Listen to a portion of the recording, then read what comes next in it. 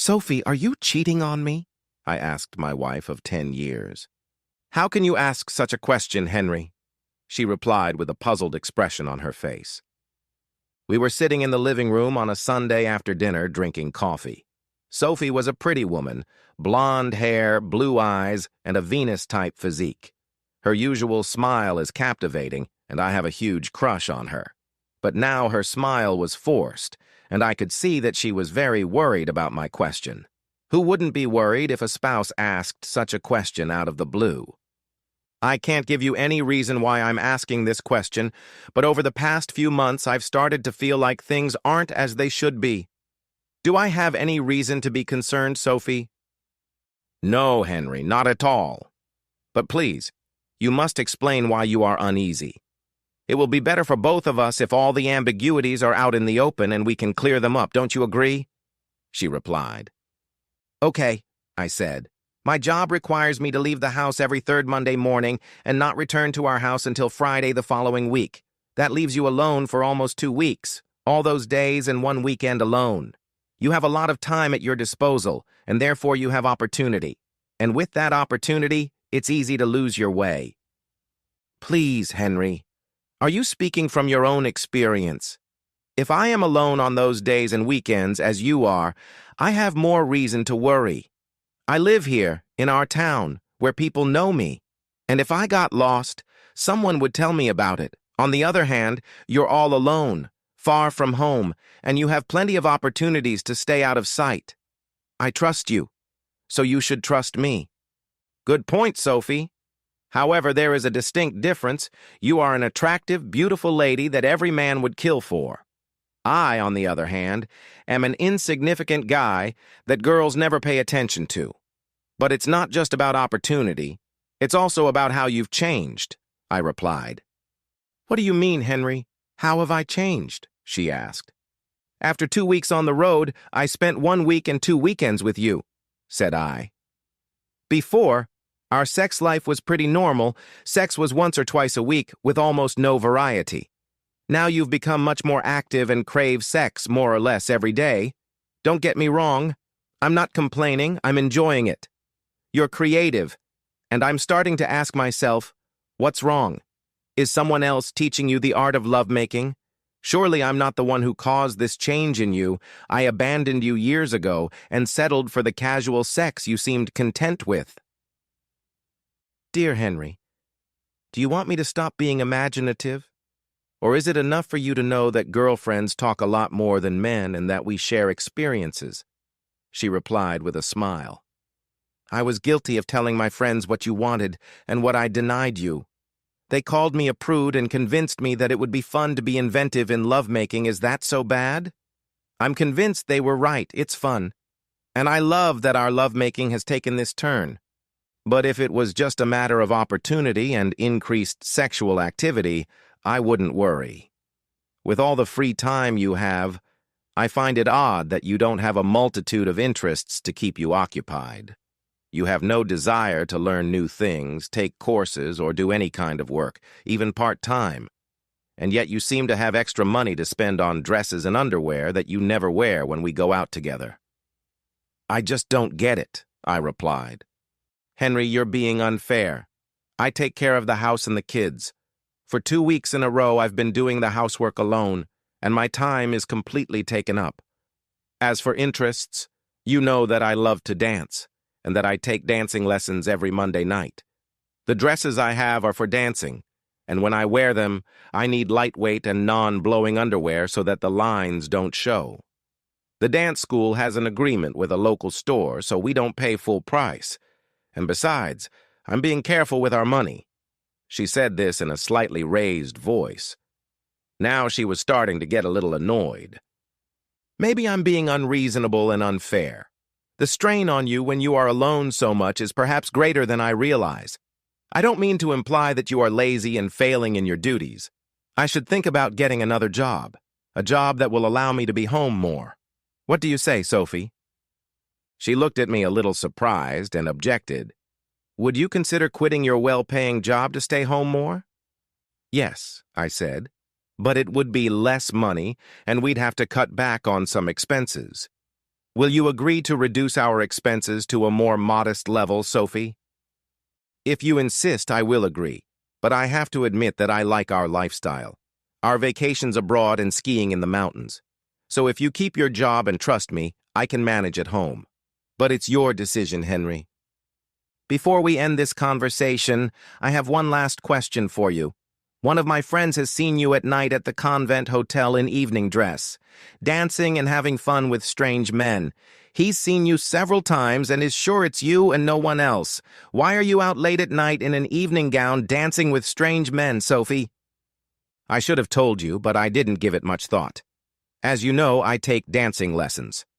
It won't surprise you to learn that there are fewer than 1 man to 4 women in class on Monday. That's why we have too little practice. At the same time, there are a lot of conventions at the hotel, and most of them have a big imbalance between the sexes. There are mostly too many men. So the hotel management often invites us to participate after dinner so we can dance. So we have a lot of free and extra dance practice to live bands. And I like that. You never ask me to dance, so don't you dare turn up your nose at Henry. Okay, Sophie. I can only trust you as much as you trust me. If you discovered I was cheating on you, what would you do? Would you accept my request for forgiveness? I asked. I don't know, Henry. If it was a long and sustained affair, I would definitely divorce you. If it was a one-night affair, I don't know, maybe. It all depends on the circumstances, I guess. But you don't have a free ticket, rest assured, Henry. Keep your way clear or else, she replied with a devilish smile. End of discussion. It works both ways, I said, and without waiting for a reply, continued. Let's go to bed. In the bedroom, I quickly undressed, went to the bathroom, brushed my teeth, and jumped into bed, waiting for Sophie. She took her time, as usual, and when she undressed, she stripped like a professional stripper.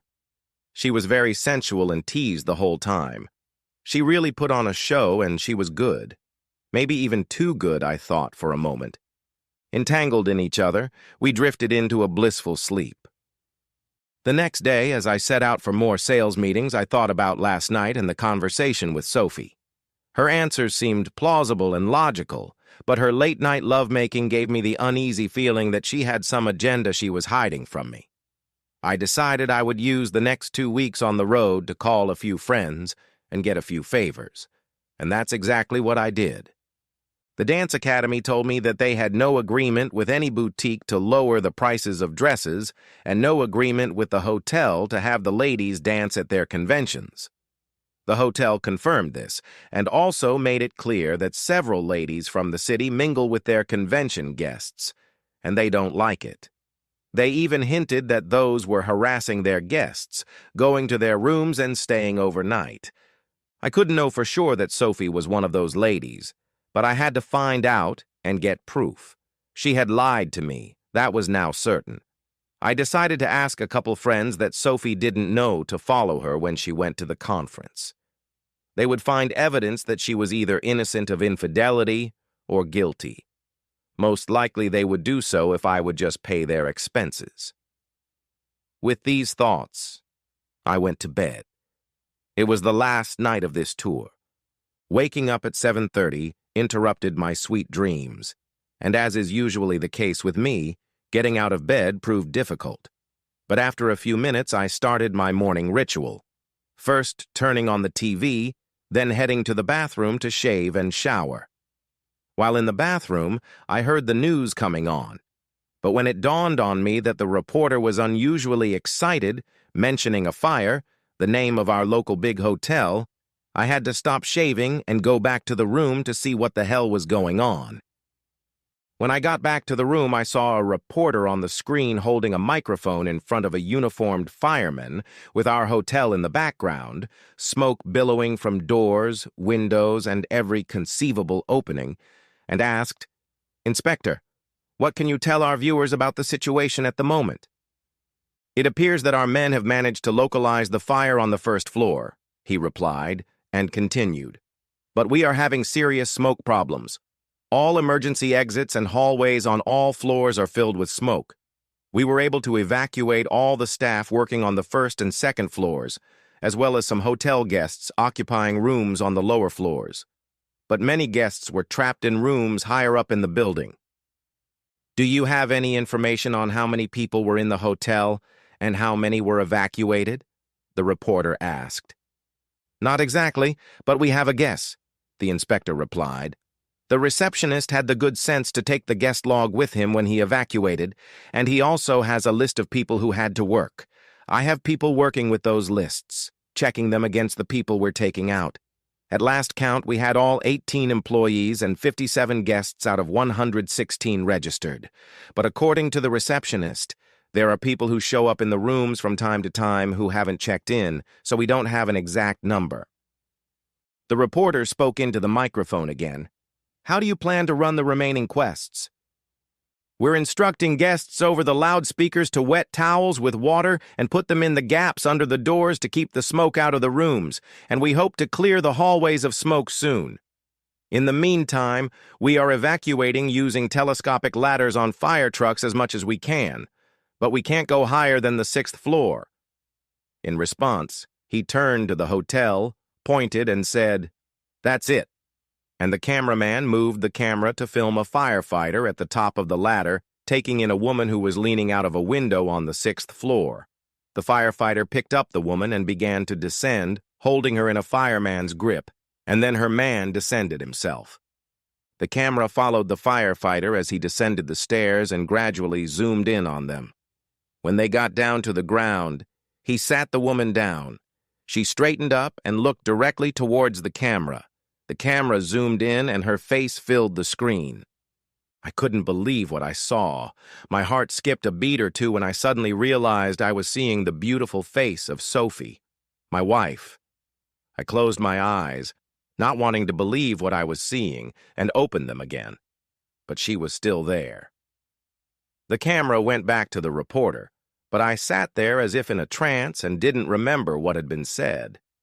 I still had a picture in my mind of my wife, my sweet Sophie, who had just been carried out of an unfamiliar hotel room in an evening gown at 8 o'clock in the morning. It gradually dawned on me that I had proof I didn't want, with millions of witnesses, and sadly had to accept that my marriage was over,